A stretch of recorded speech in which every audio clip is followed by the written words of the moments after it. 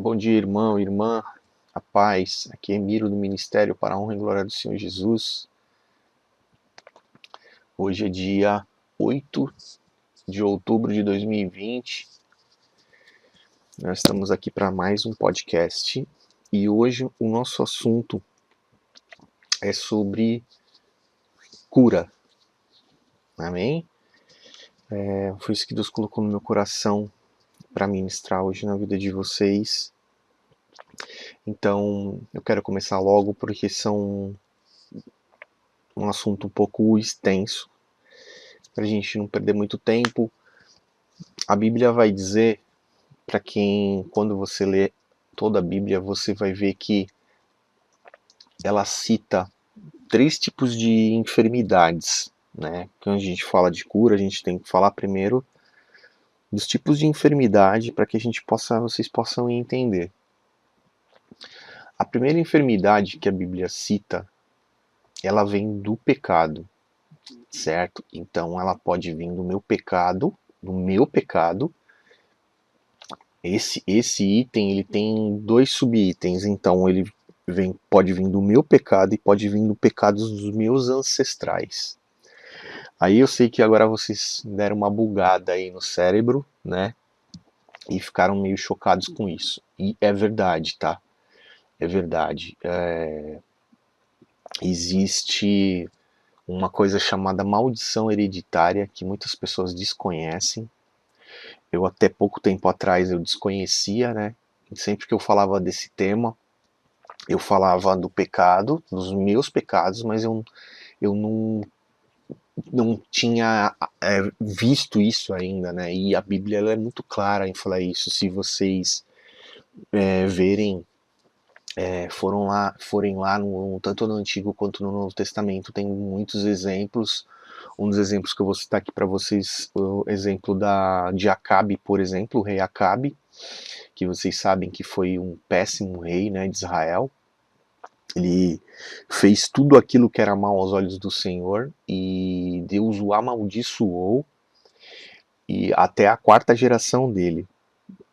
Então, toda geração, toda descendência de Acabe morreu. Todos eles morreram, né? Morreram por causa do pecado de Acabe. E por quê? Aí você vai dizer assim, nossa irmão, mas como que pode ser isso? Né? Como é que eu vou pagar pelo pecado dos meus pais, dos meus avós, dos meus bisavós, dos meus ancestrais? Isso existe mesmo? E é real, tá, irmãos? É real.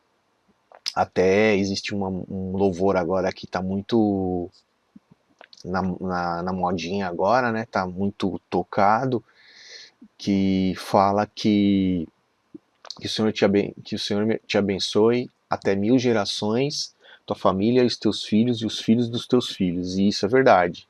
Né? Quando o Senhor ele abençoa uma casa, ele abençoa até 1000 gerações.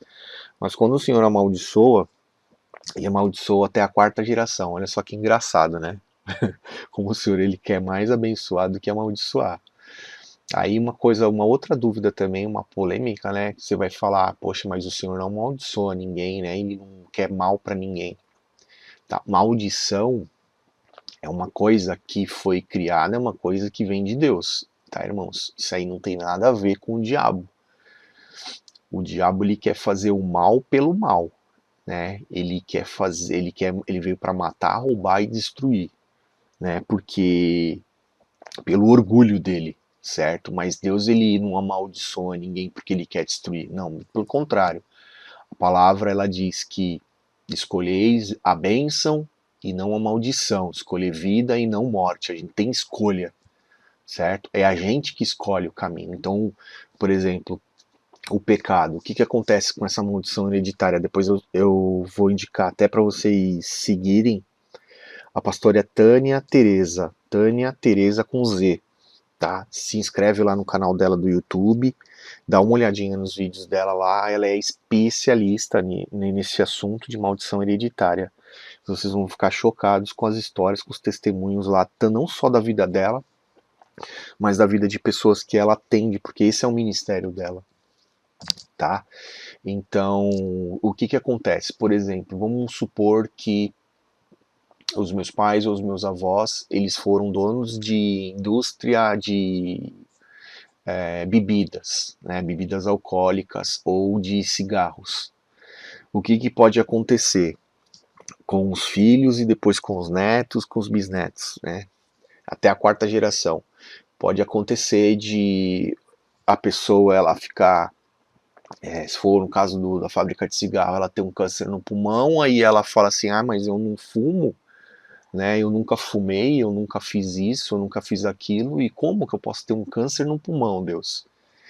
Isso é maldição hereditária, tá? E existem muitos casos. Então, por exemplo, o pai, dono de comércio, uma fábrica de bebidas alcoólicas, muitas e muitas pessoas se tornaram alcoólatras por causa daquela fábrica, por causa daquela indústria, né? E aí os filhos, quem vai pagar? Às vezes o pai ele não chegou a pagar. Às vezes quem vai pagar são os filhos, são os netos. Aí fala, nossa, mas Deus é assim, ele cobra. A palavra diz que é assim. Mas aí, como é que eu faço? Eu tô fadado a pagar essa conta? Não, irmãos. Aí é que tá a coisa linda do negócio, né? Eu vou te citar aqui um pecado, não, eu vou te citar aqui um exemplo, porque agora você vai entender. Por exemplo, quem pecou? Por que por que Deus teve que ter um plano de salvação? Por que ele teve que dar o seu filho, o seu unigênito, para nos salvar? Porque Adão e Eva, lá no paraíso, eles pecaram lá no Jardim do Éden, certo? Por causa de um, ou por causa de dois, na verdade, né? Por causa que dois pecaram, na verdade um, né? Que é Adão, porque Adão é o cabeça ali, era o cabeça ali, foi o primeiro, né? Por causa de que Adão pecou, toda a nossa linhagem, todo ser humano, ele já nasce condenado ao pecado, certo? Condenado a ser pecador, e a não ser que reconheça Jesus como seu único, suficiente, eterno Salvador, né? Está condenado e vai passar a vida eterna no inferno por causa de pecado de um homem.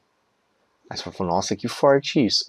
Mas também é forte o que Deus fez, porque através de um homem, né, que deu o seu filho, Jesus, para vir aqui em carne como homem, nasceu e morreu sem pecado e foi feito sacrifício por nós para salvar muitos. Olha só, por causa de um, muitos se perderam pelo pecado e por causa de um também, agora muitos vão se salvar. Então, para você ver a justiça de Deus, como Deus ele é justo, ele é correto, certo? Entendam o seguinte, irmãos, Deus ele é amor, tá? Ele é amor. Deus ele é um Deus que a essência do amor vem dele, mas ele é um Deus que ele é justiça também, e a essência da justiça também vem dele, também vem dele. Ele é um Deus 100% justo. Nunca ele vai fazer acepção de pessoa alguma. Então, se isso aconteceu na tua família, né, não se preocupe, porque isso tem solução. Isso tem solução. A pastora Teresa, ela é especialista nisso, né? Se alguém quiser se aprofundar nisso, mas aqui eu vou dar aqui um resumo para vocês e dizer que é muito simples quebrar uma maldição. É muito simples quebrar uma maldição hereditária. Você vai precisar reconhecer os pecados dos seus pais e dos seus avós, dos seus bisavós e assim por diante, né?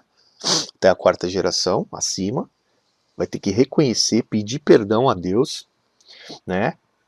E procure descobrir as coisas que aconteceram para descobrir se isso que está acontecendo na tua vida, que tua vida não vai para frente, ou que é uma enfermidade, ou que é uma maldição, às vezes até na área financeira, se não veio isso dos seus pais. Lá o seu avô ele foi agiota, ele emprestava dinheiro a juros muito altos e acabou com a vida de muita gente, certo? E aí agora tua vida não vai para frente, tua vida financeira está quebrada e você não sabe por quê. E aí você precisa ficar pegando dinheiro emprestado toda hora e você não consegue andar para frente. Procure saber, certo? Mesmo que você não saiba, procure Peça a Deus para que Ele te revele através do Espírito Santo em que área. E peça a Deus perdão por ele, se ajoelhar, mas eu pedir perdão por algo que eu não fiz, sim, sim, até porque hoje Jesus, né, ele foi feito sacrifício e nós precisamos nos arrepender, mesmo que nós não tivemos, mesmo que a gente não pecasse, né, esse estigma estaria sobre nós do pecado. Mesmo que a gente conseguisse ser puro, né, e totalmente íntegro, como Jesus foi, mesmo que a gente não corrompesse, não fosse contra, nem não quebrasse nenhuma lei de Moisés, né, mesmo assim a gente estaria condenado ao pecado, porque foi através de Adão, certo? Então isso é uma coisa, tá bom? Eu vou já um exemplo do nosso pecado foi o exemplo que Jesus deu do paralítico que ficava no tanque de Betesda, 38 anos ele estava naquele estado, e depois que Jesus curou ele, Jesus disse: vá e não peque mais, para que não aconteça coisa ainda pior. Ou seja, ele estava naquele estado por causa do pecado. Ele havia pecado, né? E esse pecado tinha gerado aquela enfermidade para ele, correto? Aí existe um segundo tipo de enfermidade que a Bíblia fala que é para a glória de Deus. Como assim para a glória de Deus, irmão? É para a glória de Deus. Por exemplo, o cego havia nascido cego, cego de nascença, e os apóstolos, os discípulos perguntaram para Jesus: Senhor, afinal, mestre, quem pecou? Ele ou os pais? Né? E Jesus disse: nenhum nem outro. Então o que acontece? Ele já nasceu cego. Ele nasceu, não foi culpa dele, não foi culpa dos pais nem dos avós. Mas por que aquela enfermidade acometeu ele desde nascença? Para que fosse revelada a glória de Deus através da vida dele, para que ele fosse um testemunho vivo do poder de Deus, do sobrenatural de Deus, do milagre de Deus. E assim acontece com muitos hoje ainda. Né? É do mesmo jeito, irmãos. É do mesmo jeito. Você pode perguntar por que nasceu deficiente, por que nasceu cego, por que nasceu surdo, por que nasceu mudo, por que nasceu assim, por que nasceu assado, por que ficou desse jeito. Muitas enfermidades, às vezes, são para a glória de Deus. Não é não só de nascença, não. Às vezes um câncer, às vezes doenças graves, qualquer coisa, irmão. Qualquer coisa pode ser usada como testemunho, né? Acontece todos os dias, certo? Basta a gente ter fé e acreditar, porque Deus, assim como Ele coloca a enfermidade, aquilo ali é para que seja gerado um lindo testemunho. Então tem um grande milagre vindo. Amém? Tem que acreditar. E a terceira tipo de enfermidade que vem, que Deus coloca, é para a morte mesmo, tá?